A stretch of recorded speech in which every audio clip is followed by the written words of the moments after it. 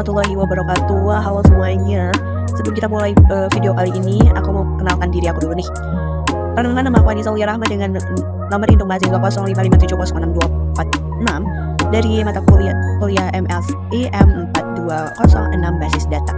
Nah, pada video kali ini aku bakalan menjelaskan proses pengerjaan tugas 2 nih, yaitu membuat database di MySQL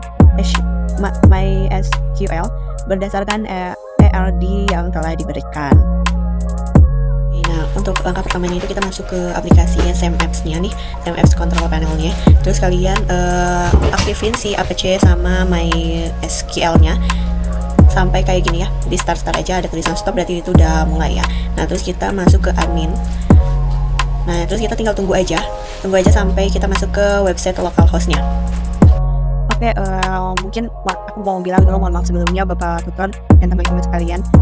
Aku bisa ngasih lihat step by stepnya dari si apps SemApps-nya, karena ada trouble dari local disk itu. Aku loading terus, tak disk itu hampir 2 jam aku nungguin. Aku juga nyari tahu tapi nggak ketemu, nggak dapet juga kenapa bisa kayak gitu.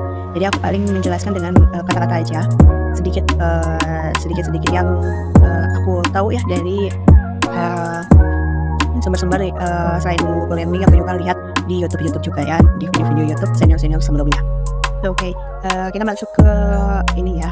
Biasanya itu kita untuk membuat ERD ini kita pakai aplikasi SemApps. Di situ kita masuk ke SemApps itu, lalu seperti yang udah aku jelasinnya di video yang tadi. Aku juga cantumin beberapa. Di situ kita masuk aja ke SemApps, terus kita ini aktifin APC sama MySQL-nya.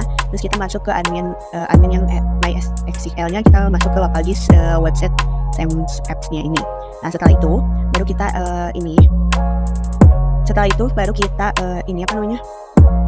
bikin project baru. Kita kasih nama misal rumah sakit. Nah, setelah itu kita masuk ke perkodingannya. Nah, kita juga masukin yang tabel administrator, pasien dokter, sama daftar juga. Nah, terus dokter admin juga aku masukin ya. Nanti aku cantumin foto-fotonya, foto-foto codingannya di video. Nah, selain itu kalian juga jangan lupa untuk nge-save per tabelnya. Ada di paling bawah itu ada style, nanti dikembang di save aja, baru nambah lagi tabelnya kayak gitu.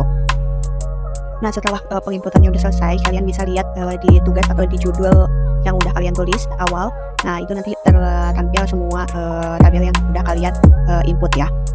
Nah, setelah kalian udah cek kembali si inputannya udah udah kemasukin semua atau belum. Nah, setelah itu kita masukin atau nge-input data pasiennya. Caranya di situ ada pilihan search. Kalian klik aja di search, di bagian search atau insert kalau nggak salah ya, insert. Kalau nggak salah kalian klik aja di insert, nanti kalian bakalan nemu. Nah, kalian bakalan nemu pilihan di situ ada kolom tipe, fortune, sama no value. Kalian isi yang value-nya.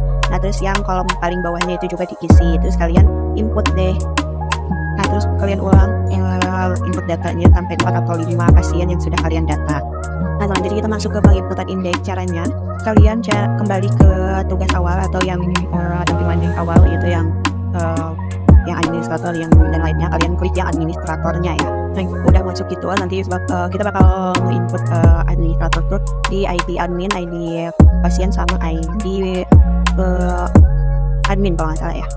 Nah, caranya itu kalian yang administrator kalian masukin dulu. Nah, setelah dimasukin kalian bakalan ada lihat drop more kalian pilih yang index. Nah, kalian klik aja sampai si ID admin itu ada gambar kunci ya. Kalau udah ada gambar kunci itu udah otomatis include atau udah masuk ke ini ya, udah masuk lah. Kalian lakukan berulang dari ID dokter, ID daftar, sama ID pasien yang tadi. Nah, di situ kalian ke bagian desain, kalian klik aja desain. Nah, nanti akan muncul si kotak-kotaknya, si tabel-tabelnya udah muncul. Kalian tinggal atur aja sesuai sama ininya ya, biar rapih. Kalian rapihin. Setelah itu kalian save terlebih dahulu dengan nama yang kalian buat awal ya. Nah, setelah di save kalian klik lagi cari ini create relationship. Nah, di situ kalian tinggal atur aja, sesuaiin jadi kayak dari ID daftar ke ID admin, terus saya ini admin ke data, terus ID dokter, ini yang sama pasien. Kalian atur aja sesuai sama nama yang awalnya. Nah setelah itu kita bakalan tes di MariaDB. Kita tes biar kita tahu apakah yang kita kerjakan itu benar atau enggaknya ya. Dan caranya kalian masuk ke same apps lagi. Di situ kalian klik shell ya. Terus kalian bakalan nemu black screen, terus kalian ketik MySQL di black screen itu. Setelah itu kalian tinggal use aja buat nampilin semuanya ya.